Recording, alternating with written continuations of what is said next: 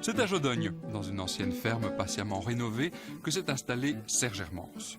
Sa profession, artisan ferronnier. Sa spécialité, les éléments de décoration pour le jardin.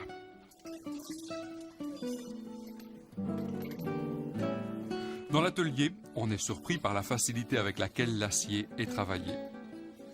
Il faut peu de temps pour ébaucher ce qui deviendra un portique, une tonnelle, un support pour plantes grimpantes ou un brasero. Un brasero qui, sur la terrasse, réchauffera les soirs d'été frisquets. Un brasero qui, l'automne venu, créera une atmosphère au jardin. Serge construit beaucoup de tonnelles. Il jongle avec les facettes des modèles créés jadis par les ferronniers français ou italiens pour proposer un large choix de création. Si c'est la forme qui assure le charme de l'ensemble, le matériau peut apporter une touche esthétique propre. C'est une grande mode depuis plusieurs années, on laisse le métal rouiller. On va laisser le métal est nouveau, la calamine est encore dessus. Donc pour activer la rouille, ce qu'on peut faire, c'est appliquer soit à la brosse ou en pulvérisant donc un acide. Et avec le temps et la pluie, on peut avoir une rouille en quelques jours. La plus belle rouille est celle qui se forme naturellement. Ensuite, pour obtenir un aspect patiné, cette rouille peut être stabilisée. Si on peut appliquer un anti-rouille incolore dessus pour les protéger quelques années. Et l'entretien est très facile. Si la rouille revient, on applique à nouveau cet anti-rouille incolore pour lui redonner une protection à nouveau pour quelques années. Si on ne fixe pas la rouille, elle continue à s'attaquer au métal, le rongeant progressivement en profondeur. Ne risque-t-on pas de détruire à terme la tonnelle? Oui, bien sûr, mais l'épaisseur du métal assure une durée de vie d'au moins 20 ou 30 ans.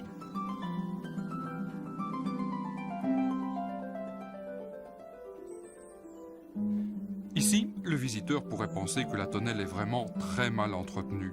La peinture s'écaille et la rouille s'installe. Mais cet état est volontaire. Voici une autre tendance décorative. Il nous arrive de peindre nos structures et avec une couleur simple, sans anti-rouille, et puis de la laisser rouiller dans le jardin pour lui donner un aspect plus antique. La rouille, libre ou contrôlée, est en fait la solution de facilité par rapport à un travail d'entretien fastidieux. Une structure peinte doit être poncée et repeinte régulièrement, à moins d'opter dès la construction pour une protection de fond. Il faut alors faire sabler le matériel, le faire métalliser ou le faire galvaniser, et puis là-dessus appliquer une couleur, comme ça peut parfois doubler le prix de la structure. Une tonnelle en métal est-elle chère? Pour un modèle de 3 mètres sur 3, il faut un budget de 1 500 €. Mais l'acier se prête à bien des rêves en fonction des goûts du jardinier, en fonction de l'espace disponible. Les constructions peuvent prendre de l'ampleur et s'adapter à un projet précis. Mais il ne faudra pas oublier un budget pour les plantes grimpantes. On peut construire la tonnelle avec des végétaux, donc des lierres, des rosiers, des clématites, ce qu'on veut, mais ne pas la couvrir entièrement. Donc laisser une partie de la tonnelle visible, la partie métallique est jolie. Donc les volutes, s'il y en a, c'est bien d'en laisser, qu'on puisse les voir. La ferronnerie au jardin, c'est aussi les simples supports pour les clématites ou pour les rosiers.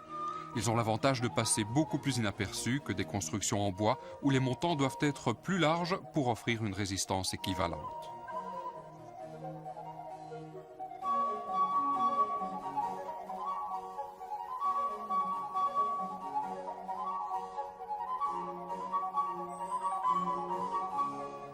Jadis, les ferronniers construisaient une immense diversité de structures, des portails, des grilles, des palissades, des couches, des cloches pour forcer les plantes. Voici une galerie qui pourra assumer une transition entre deux parties du jardin. L'acier peut aussi guider en hauteur des hêtres ou des charmes qui créeront une voûte de feuillage. Une structure métallique peut également guider tout en discrétion des hêtres qui réuniront leur feuillage pour créer une couronne circulaire, une belle structure pour occuper le centre d'une large pelouse.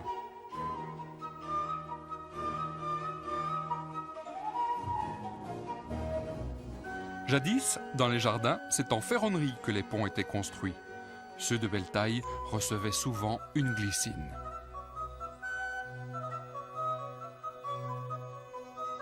Le métal peut aussi être présent au jardin par le biais des structures venues des fonderies. Les grands classiques, les abreuvoirs pour les oiseaux, les fontaines et les vasques. Enfin, ne pensons pas que la ferronnerie est réservée au grand jardin. Une simple étagère sur le balcon ou sur la terrasse peut à elle seule nous offrir tout le charme du mariage du métal et du végétal.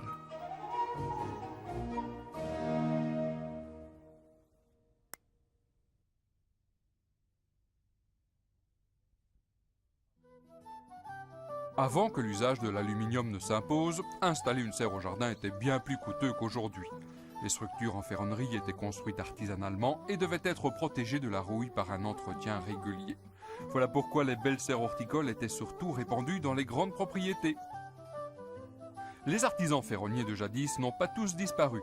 Quelques-uns perpétuent la tradition des serres en acier, restaurant les anciennes réalisations et en créant de nouvelles qui bénéficient des techniques modernes de protection du métal. Grenaillé, métallisé au zinc à 450 degrés, et puis nous appliquons dessus une peinture par poudre au four à 220 degrés. Donc l'acier définitivement ne rouille plus. Même les pas de vis et les carreaux sont zingués, donc dans ce niveau-là, il n'y a aucun problème d'apparition. Les vitres sont posées avec du silicone pour ne pas devoir buriner du mastic sec lorsqu'il faut remplacer un carreau, gare au coup dans la peinture. À ce moment-là, il faut un petit peu décasser la peinture et retrouver donc la métallisation primaire, le métal, et appliquer un petit peu de zingage à froid sous forme de bonbonne, tout ça dans toutes les bonnes quincailleries, et puis repeindre, bien sûr. Bon, là, il y a toujours un point un petit peu délicat à ce niveau-là, mais on peut garantir plus ou moins une protection de 10 ans dans le cas d'une réparation. Dans le cas d'un acier qui est protégé complètement sans coût, c'est garanti une cinquantaine d'années ou plus. Esthétiquement, l'acier offre plus de possibilités que l'aluminium. Les structures plus fines se galbent et se forgent. Les latis d'ombrage, actionnés par des poulies, sont aussi très beaux. Si le toit est galbé, les vantaux d'aération doivent aussi être galbés. Tout cela contribue au coût. Pour le même volume, une serre artisanale est 4 fois plus chère qu'un modèle de série en aluminium.